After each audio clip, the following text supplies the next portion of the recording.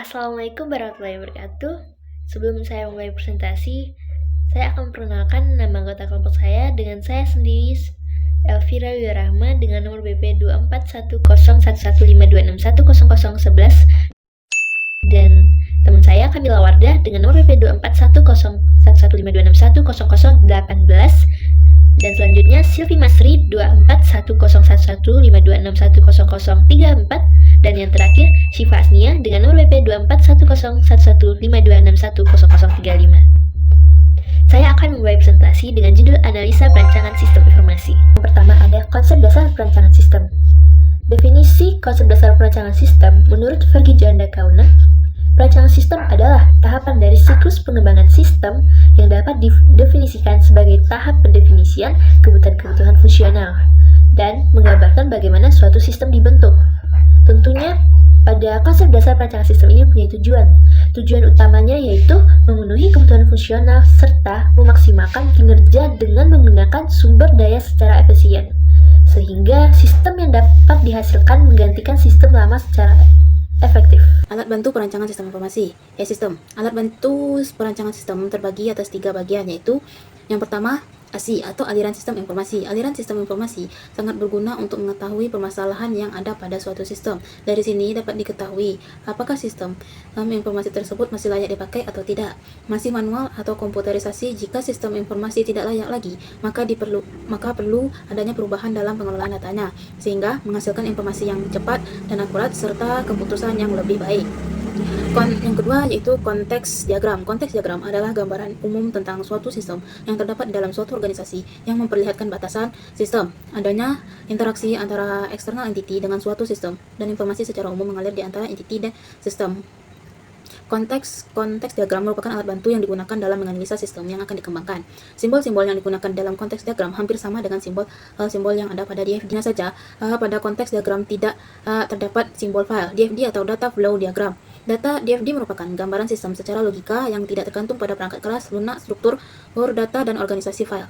Keuntungan dari DFD adalah untuk mempermudahkan pemakaian yang kurang menguasai bidang komputer untuk mengerti sistem yang akan dikerjakan atau dikembangkan.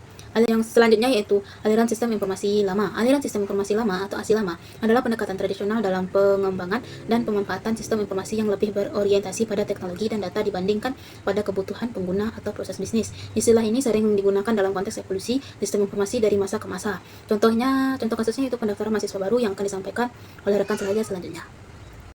Contoh studi kasus pendaftaran mahasiswa baru. Yang pertama, latar belakang. Pendaftaran mahasiswa baru adalah proses penting bagi perguruan tinggi yang dikelola dengan baik agar berjalan lancar dan efisien. Namun masih banyak kendala seperti antrian panjang, kesalahan data, dan proses manual yang memakan waktu.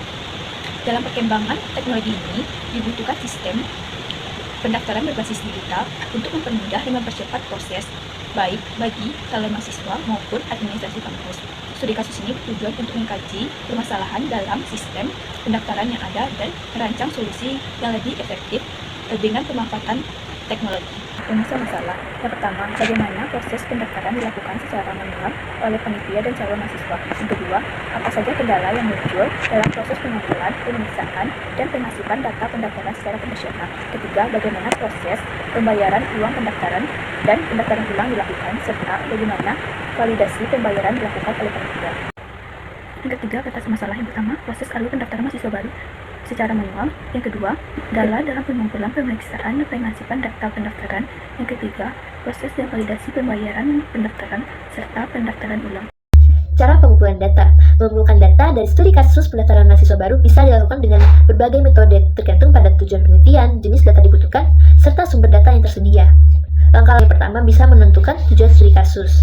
Misalnya, mengkaji efektivitas sistem pendaftaran mahasiswa baru, mengidentifikasi kendala teknis atau administratif dalam proses pendaftaran, menganalisis kepuasan calon mahasiswa terhadap proses pendaftaran.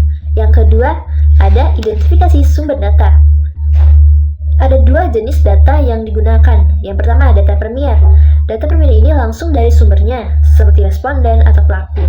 Dan yang kedua, data sekunder, yang berupa dokumen arsip laporan. Contoh sumbernya bisa sebagai calon mahasiswa pengguna sistem, panitia pendaftaran sebagai admin atau pegawai, data sistem pendaftaran sebagai log sistem atau statistik pendaftaran, dan yang terakhir dokumen kebijakan prosedur pendaftaran. Metode pengumpulan data. Siapa yang diwawancarai? Calon mahasiswa, staf administrasi, IT support, atau kepala bagian pendaftaran. Tujuannya mendapatkan data kualitatif tentang pengalaman, kendala, dan saran. Contoh pertanyaan, apa kendala yang Anda alami saat mendaftar? Yang kedua, bagaimana penelitian Anda terhadap alur pendaftaran online? Wawancara, ada observasi secara langsung dengan melakukan observasi proses pendaftaran baik offline maupun online. Lalu catat waktu yang dibutuhkan, interaksi antara calon mahasiswa dan petugas, serta hambatan teknis yang terjadi. Oke, ada metode pengumpulan data secara kuesioner atau survei. Bisa dibuat online seperti Google Form, Microsoft Form, dan lain-lain. Dan yang kedua, cocok untuk menjangkau banyak responden dengan cepat. Lanjut, gunakan pertanyaan tertutup seperti rating, pilihan ganda, dan terbuka. Contohnya, skor kepuasan terhadap sistem pendaftaran 1-5, dan apa yang paling membingungkan saat mendaftar. Lanjut, metode pengumpulan data, dokumentasi atau studi dokumen. Langkahnya dengan ambil data dari arsip laporan tahunan, SOP pendaftaran, statistik jumlah pendaftar. Misalnya nih, jumlah pendaftar dari tahun ke tahun atau data error dalam sistem. Dan metode yang terakhir ada analisis sistem atau audit teknologi. Bila studi kasus menyangkut sistem informasi pendaftaran, kamu bisa menganalisis log sistem, user flow, dan error report. Cocok digunakan untuk studi pendekatan teknologi atau informatika. Baiklah, kita akan lanjut ke materi tentang menganalisa sistem yang sedang berjalan. Di sini kita akan mengambil contoh kasus yaitu pendaftaran mahasiswa baru. Tentunya di pendaftaran mahasiswa baru kita akan menganalisa sistemnya. Yang pertama yaitu panitia memberikan formulir pendaftar kepada calon mahasiswa untuk diisi, lalu calon mahasiswa mengisi formulir pendaftaran, kemudian formulir yang sudah diisi diserahkan kepada panitia pendaftaran untuk diperiksa dan mencatat kelengkapan data-datanya. Lalu yang ketiga, hasil pemeriksaan menjadi laporan data yang akan dijadikan arsip dan diserahkan kepada pihak-pihak Pusdaskom untuk disimpan ke dalam arsip. Lalu ada juga yang keempat, sebelum mengikuti ujian tentunya calon mahasiswa harus membayar uang pendaftaran dahulu yang akan diserahkan kepada panitia pendaftaran. Lalu yang kelima, panitia pendaftaran tentu membuat ujian seleksi kepada calon mahasiswa agar melakukan ujian seleksi terlebih dahulu. Lalu yang keenam, setelah calon mahasiswa selesai ujian, maka hasil ujian calon mahasiswa diberikan kepada panitia pendaftaran. Yang ketujuh, dari pelaksanaan ujian tersebut terbentuklah laporan hasil ujian. Yang ke-8, pada saat melakukan pendaftaran ulang, calon mahasiswa tentu membayar semua uang kwitansi. Lalu yang ke-9, panitia pendaftaran memberikan bukti pembayaran kepada pihak-pihak Pusdaskom untuk dijadikan arsip. Itu adalah sistem analisa berjalan. Lalu kita akan membuatkan flowchartnya. Sebelum kita membuat flowchart, tentunya kita akan mengetahui apa sih simbol-simbolnya, nama-nama simbolnya gitu. Kayak kalau simbol yang pertama itu kan itu namanya proses. Jadi untuk menunjukkan proses dari operasi ke program komputer. Lalu ada juga yang kedua lah namanya, yang kalau kayak gitu tuh namanya dokumen, untuk menunjukkan input dari output baik untuk proses manual, mekanik atau komputer. Lalu yang ketiga yang ketiga itu kegiatan manual, menunjukkan kegiatan manual. Lalu yang ada kayak segitiga terbalik huruf A di tengah itu untuk penyimpanan arsip. Itu file yang diarsipkan menurut alfabet atau huruf. Lalu ada yang segitiga terbalik lalu bertuliskan huruf N, yaitu penyimpanan arsip. Juga tapi file yang diarsipkan menurut numerik atau angka. Kalau A itu alfabet atau huruf, kalau yang N itu untuk numerik atau angka. Lalu ada garis yang di bawah yang terakhir itu namanya garis alir untuk menunjukkan arus dari proses. Baik, kita akan menggunakan flowchartnya.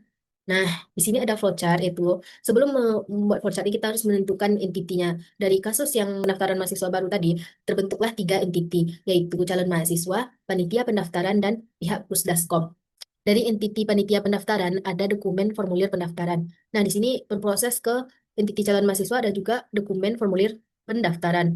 Lalu terjadilah proses kegiatan manual yaitu mengisi formulir pendaftaran.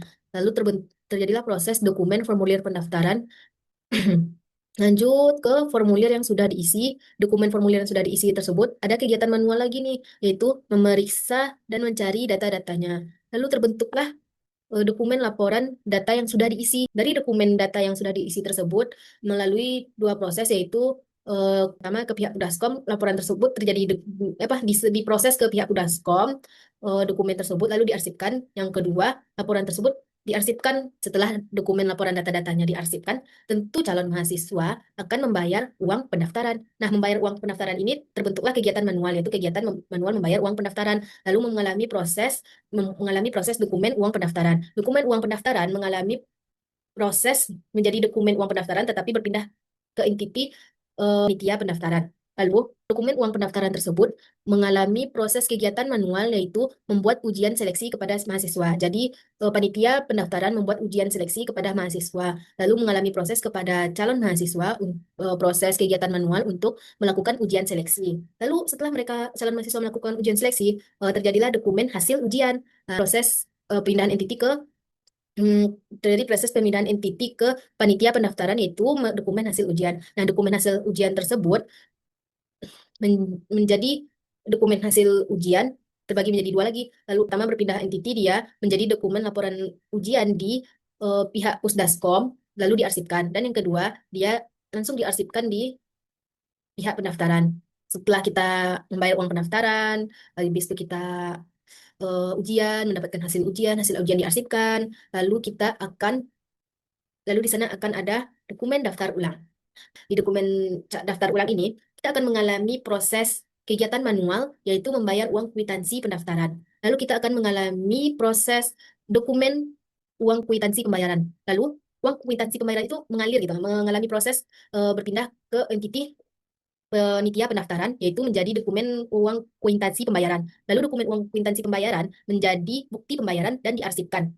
Dia ada dua proses juga. Bukti pembayaran itu diarsipkan. Yang pertama, dia berada di entiti panitia pendaftaran. Nah, dia mengalami proses perpindahan entiti lagi ke pihak Pusdaskom, yaitu dokumen bukti pembayaran, lalu diarsipkan. Dan yang bukti pembayaran di entiti panitia pendaftaran juga diarsipkan. Baik, lanjut ke kesimpulan. Kesimpulannya adalah perancangan sistem bertujuan untuk menghasilkan sistem yang efisien dan mampu menggantikan sistem manual secara efektif. Alat bantu seperti aliran sistem informasi, konteks diagram, dan DFT digunakan untuk memahami alur dan kebutuhan sistem. Studi kasus pendaftaran mahasiswa baru menunjukkan bahwa sistem manual masih lambat dan rawan kesalahan, sehingga diperlukan sistem digital yang lebih cepat, akurat, dan efisien dalam pengolahan data beserta pelayanan administrasi.